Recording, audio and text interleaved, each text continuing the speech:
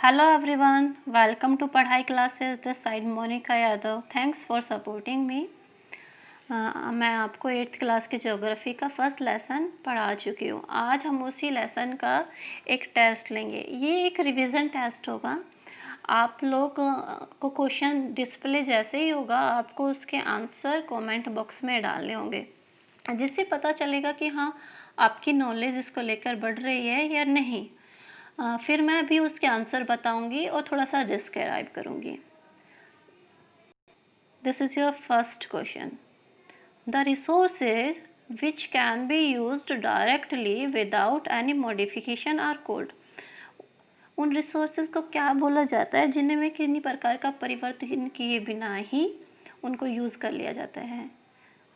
Option A है non renewable resources, B natural resources, option C sustainable resources, या all of this. उन resources को बोला जाता है natural resources.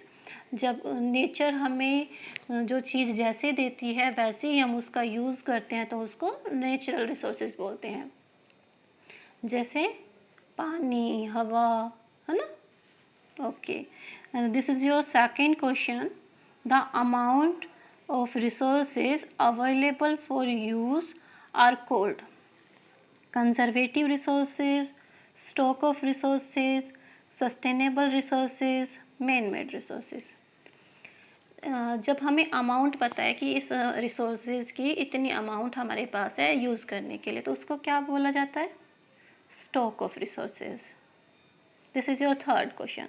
The example of non renewable resources are petrol, solar energy, wind energy, smartphone. कौन सा example है नॉन रिन्यूएबल रिसोर्स का? पेट्रोल, क्योंकि पेट्रोल को बनने में 1000 ऑफ ईयर्स लगती हैं। This is your fourth question. A substance or object become resource because of its. कोई भी चीज़ कब रिसोर्स बनती है? उसके फीचर्स के कारण, यूटिलिटी के कारण, प्राइस के कारण, या रिन्यूएबिलिटी के कारण। कोई भी सब्सटेंस या ऑब्जेक्ट रिसोर्स तब बनता है जब उसकी यूटिलिटी होती है ना। Okay, this is your fifth question. The machinery and vehicles are example of man-made resources, human resources, sustainable development, या कंजर्वेटिव रिसोर्सेज। मशीनरी और व्हीकल किसके एग्जाम्पल हैं? मैन मेड रिसोर्सेज, क्योंकि इनको मनुष्य ने बनाया है ना। All right, this is your sixth question. The resources which take million of years to get renewed. उन रिसोर्सेज को क्या बोलते हैं जो मिलियन ऑफ ईयर्स लेते हैं दोबारा बनने में? Renewable resources, non renewable resources, solar power, human resources. दोबारा बनने में जो बहुत ज़्यादा समय लेते हैं उनको बोलते हैं नॉन रिन्यूएबल रिसोर्सेज। क्वेश्चन 7 है improving the quality of human life is an example of. किस चीज़ का एग्जाम्पल है? ह्यूमन की जो लाइफ है उसकी क्वालिटी को इम्प्रूव करना, उसके स्टैंडर्ड को इम्प्रूव करना। Stock of resources, human resources, sustainable development और यूटिलिटी। किस चीज़ का है? ह्यूमन रिसोर्सेज का, क्योंकि ह्यूमन अपनी एबिलिटी को डेवलप करता रहता है, टाइम के साथ साथ डेवलप करता रहता है, इसीलिए ह्यूमन एक रिसोर्स है। और अगर इस प्रकार की क्वालिटी इम्प्रूव होती है तो वो कौन सा रिसोर्स है? Human resources. Question 8, the example of human made resources are. मनुष्य के द्वारा बनाए गए रिसोर्सेज कौन है? विंड एनर्जी, कोल, बिल्डिंग, या जंगल। आपको ही पता होगा क्या मनुष्य ने बनाया है? बिल्डिंग्स।